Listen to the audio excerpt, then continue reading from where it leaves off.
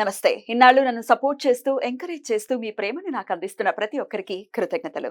అలాగే ఈ వీడియో కూడా ఖచ్చితంగా మీకు ఉపయోగపడుతుంది. లైక్, షేర్ అండ్ సబ్స్క్రైబ్ చేసి మీ సపోర్ట్‌ని నాకు అందించండి. అలాగే ఈ వీడియో పట్ల మీకున్న అభిప్రాయాన్ని కామెంట్ సెక్షన్‌లో కామెంట్ చేసి తెలియజేయండి. ఇప్పుడు వీడియోని చూద్దాం. జ్యోతిష్య శాస్త్రం ఒక అద్భుతం. వేదాంగమైన జ్యోతిష్య శాస్త్రం అనేటువంటిది మానవ జీవన గమనానికి ఒక వరం. జ్యోతిష్య శాస్త్రం నీ జీవితంలో వెలుగునింపే ఒక భాష.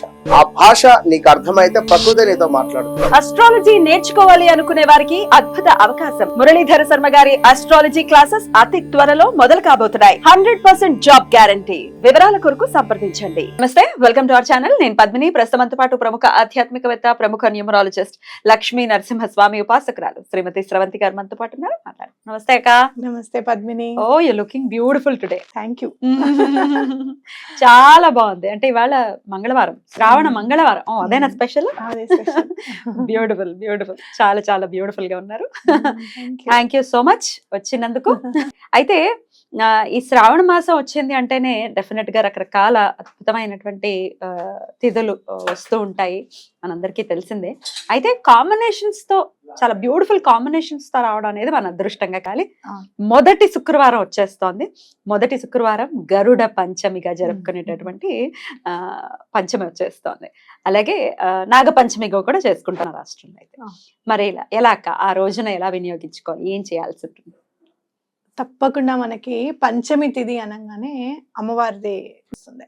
అంటే మీరు లలితా పంచమి అని విని ఉంటారు కదా.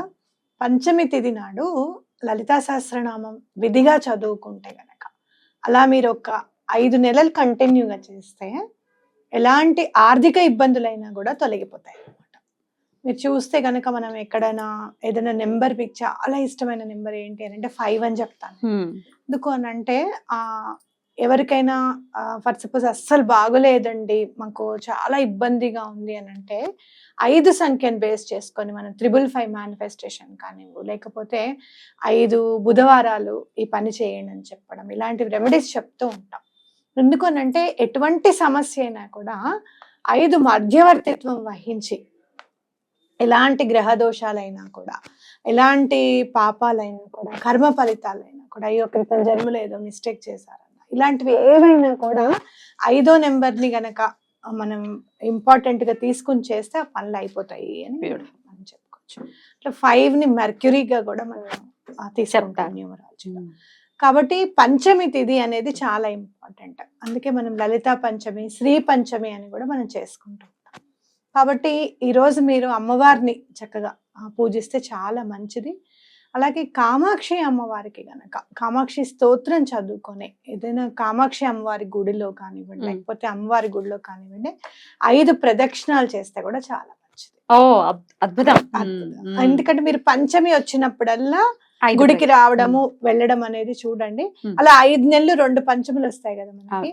అలా మనం చక్కగా 5 నెలలు చేసుకొని ఒక్క పంచమి ఎక్స్ట్రా చేస్తే 11 పంచములు వచ్చేటట్టు చేసుకుంటే గనక ఎలాంటి ఆర్థిక ఇబ్బందులైనా కూడా తొలగిపోతాయి అన్నమాట. అయితే కామాక్షి దేవి అయితే అందరికీ, అంటే అదే రూపంలో అయితే అమ్మవారు ఒకవేళ లేకపోతే ఇంకేదైనా రూపంలో మనం దుర్గా అమ్మవారు, దుర్గా అమ్మవారు లేదు అంటే గనక ఇంటి దగ్గర ఏదైనా ఎల్లమ్మ తల్లి గుడి ఉందండి, మా ఇంటి దగ్గరే ఉందండి, వెళ్ళొచ్చా అంటే తప్పకుండా వెళ్ళండి. ఏదైనా అమ్మవారి ఏదైనా అమ్మవారి స్వరూపంగానే మనం భావించి వెళ్ళొచ్చు.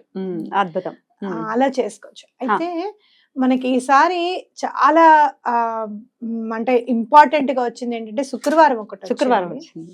అలాగే హస్త నక్షత్రం ఒకటి వచ్చింది. దానికి ఏమైనా ప్రాశస్త్యం ఉందా? హస్త నక్షత్రం అని అంటే మనము గణపతిది అనమాట, వినాయకుడిది. కాబట్టి అమ్మవారి గుడికి వెళ్ళినప్పుడు తప్పకుండా వినాయకుడికి కూడా 5 ప్రదక్షిణలు చేయండి.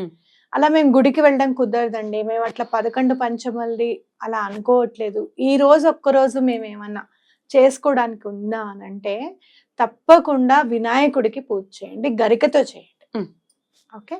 అలాగే అమ్మవారికి కూడా లలితా సహస్రనామం చదవండి. దుర్గా మనవి 32 నామాలు, దుర్గా ద్వాత్రింశ నామాలు చెప్పాం కదా, అది కూడా చదువుకోవచ్చు. ద్వాత్రింశ నామాలు చదువుకోవచ్చు. మరి నాగ పంచమి గురించి చెప్పండి అక్క. నాగదేవతని ఆరాధన విషయంలో కూడా ఒక్కసారి సుబ్రహ్మణ్యుడిని ఎలా ఆరాధించాలి? ఈసారి మీరు నాగపంచమి వచ్చింది కాబట్టి చాలా ఇంపార్టెంట్ గా శుక్రవారం నాడు వచ్చింది కాబట్టి మానసాదేవిని పూజించడం చాలా ఇంపార్టెంట్. ఎందుకు అంటే నాగులకి అంతటికి కూడా మానసాదేవి అమ్మవారు ప్రధాన దేవతగా మనం భావిస్తాం అన్నమాట. కాబట్టి మానసాదేవి స్తోత్రం చదువుకోవడము, అమ్మవారిని మనస్ఫూర్తిగా తలుచుకోవడం. పేర్లోనే చూడు, మానస అంటే మనసుకి హద్దుకునేది ఆ నామము అనేది మనకు అర్థమవుతుంది. మనస్ఫూర్తిగా 2 చేతులు ఎత్తి అమ్మవారికి దండం పెట్టి ఆ స్తోత్రం చదువుకుంటే ఎలాంటి సర్పదోషాలైనా కూడా తొలగిపోతాయి. అలాగే సర్ప సూక్తం కూడా చదువుకోవచ్చు, చాలా మంచిది. సర్ప సూక్తం చదువుకుంటే కూడా చాలా మంచిది. అయితే సుబ్రహ్మణ్యేశ్వర స్వామిని ఎక్కడైతే పూజిస్తామో అక్కడ ఆర్థిక ఇబ్బందులు అనేది ఉండవు అనేది మనం గమనించాలన్నమాట. ఎందుకు అనంటే సుబ్రహ్మణ్యేశ్వర స్వామి ఎవరికి అధిపతులు? మళ్ళీ రాహుకేతులకి అధిపతి. అవునా? మీరు చూసుకుంటే గనక ఎంతటి వైభవాన్ని ఇవ్వడానికి రాహు ఇంపార్టెంట్. చాలా ఐశ్వర్య ప్రదాత. మనకి గనక సరైన పొజిషన్ లో గనక ఉంటే గనక మీకు పెద్ద పెద్ద కెమెరామ్యాన్లు కానివ్వు, పెద్ద పెద్ద మిలిటరీ వాళ్ళు కానివ్వు, బ్యాంక్ మేనేజర్స్ కానివ్వు, సాఫ్ట్వేర్ వాళ్ళు కానివ్వు, రాహు పరిపాలిత రాహు పరిపాలిత నెంబర్స్ లో ఉంటారు. అంటే ఏంటంటే నీకు ఎక్కువగా ఆలోచన శక్తిని ఇవ్వడానికి రాహు ఇంపార్టెంట్. అలాగే నీకు ధైర్యం ఇవ్వడానికి మిలిటరీ వాళ్ళు ధైర్యంగా ఉండాలి, మాట్లాడాలి. ఇప్పుడు మీడియా కూడా ధైర్యంగా వెళ్ళిపోవాలి, వాళ్ళు ఏమంటారు అనేది తర్వాత విషయం. ముందు మనకి ఇంపార్టెంట్ కావాల్సింది మనకి అక్కడి నుంచి మెసేజ్ మనం రాబట్టగలుగుతున్నామా, జనాలకి అందివ్వగలుగుతున్నామా అనేది కూడా చాలా ఇంపార్టెంట్. కరెక్ట్. చాలా చూస్తూ ఉంటాం మనం, వాళ్ళకి అదేంటి థ్రెటనింగ్ కాల్స్ ఉన్నాయి, వీళ్ళకి థ్రెటన్ ఉంది లైఫ్, కానీ వింటుంటాం పెద్ద పెద్ద మీడియా కవరేజ్ చేసేవాళ్ళు. కాబట్టి ఇలాంటివన్నీ చేయాల, ఇంత ధైర్యం ఉండాలంటే కూడా రాహుది ఇంపార్టెంట్. అలాగే కేతువు, ఎక్కడ మనము భగవంతుడిని పూజించాలి, ఎలా మనము భగవంతుడి మార్గంలోకి వెళ్ళాలి, కేవలం పూజలేనా, లేకపోతే ఏదైనా ఒక బుక్ చదివితే వస్తుందా ఈ నాలెడ్జ్, ఇలాంటివన్నిటికీ కూడా కేతువు. కాబట్టి వీళ్ళిద్దరిని పరిపాలిస్తారు. కాబట్టి సుబ్రహ్మణ్యేశ్వర స్వామిని పూజిస్తే గనక జాతకంలో వీళ్ళు ఏ ప్లేస్ లో ఉన్నా కూడా నాకు సరైన గట్టి నమ్మకం ఏంటంటే స్వామి ఆధీనంలో ఉండి మనని కరెక్ట్ దారిలో నడిపిస్తారు అనేది మనం అర్థం చేసుకోవాలి. కాబట్టి సుబ్రహ్మణ్యేశ్వర స్వామి ఆరాధన మనకి కరావలంబ స్తోత్రాన్ని మించింది లేదన్నమాట. కాబట్టి కరావలంబ స్తోత్రం చదువుకోవడం, అలాగే గురువుకి కూడా దండం పెట్టుకోవడం. ఈరోజు మన కంచి పరమాచార్య గారు చెప్పిన 16 దీపాలు ఇవాళ నుంచి మొదలు పెట్టుకోవచ్చు. లేదా ఈ ఒక్కరోజే మేము పెట్టాలనుకుంటున్నామండి అని అనుకుంటే గనక 16 దీపాలు ఒకేసారి పెట్టుకొని మీరు దండం పెట్టుకోవడం, గురువుకి దండం పెట్టుకోవడం కూడా చాలా ఇంపార్టెంట్. బ్యూటిఫుల్ అక్క, చాలా అద్భుతంగా వివరించారు. గరుడ పంచమిని ప్రతి ఒక్కరూ కూడా వినియోగించుకుని అటు సర్పాల యొక్క అనుగ్రహం ప్రతి ఒక్కరికి ఉండాలి. ఇంకొకటి, ఎవరైనా కనుక సర్పాలని పూజించే అలవాటు మాకు లేదండి, మేము ఇటువైపు వారం కాదు మేము అలా అనుకుంటే గనక విష్ణు సహస్రనామం చదివింది ఆ రోజున ప్రత్యేకించి విష్ణు సహస్రనామం చదవడం.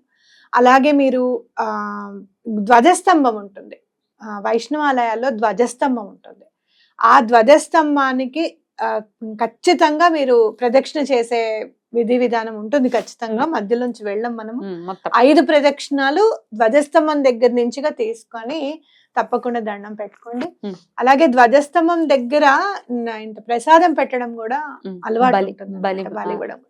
ఆ ప్రసాదాన్ని చూస్తూ దండం పెట్టుకోవడం అనేది కూడా చాలా ఇంపార్టెంట్. రైట్, బ్యూటిఫుల్ అక్క, చాలా అద్భుతంగా వివరించారు. ప్రతి ఒక్కరు మన వాళ్ళందరూ చాలా బ్యూటిఫుల్ గా యూటిలైజ్ చేసుకోవాలని మనస్ఫూర్తిగా మనవి చేస్తూ చెప్పండి. నేను ఒక చిన్న రెమెడీ చెప్పాలనుకుంటున్నాను.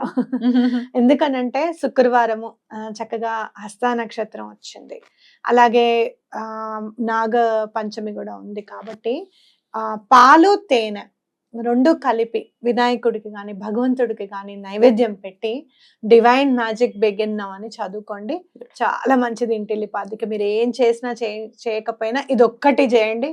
యూనివర్స్ కి దండం పెట్టుకోండి. ఇలాంటి మంచి రోజు మా జీవితంలో వచ్చినందుకు మేము దండం పెట్టుకొని మేము అభివృద్ధి వైపు నడవడానికి మాకు ఈ రోజు ఇచ్చినందుకు. రైట్, తప్పకుండా చెప్తారు. థ్యాంక్ యూ అక్క, చాలా బ్యూటిఫుల్ గా ఎక్స్ప్లెయిన్ చేశారు. నమస్తే అక్క.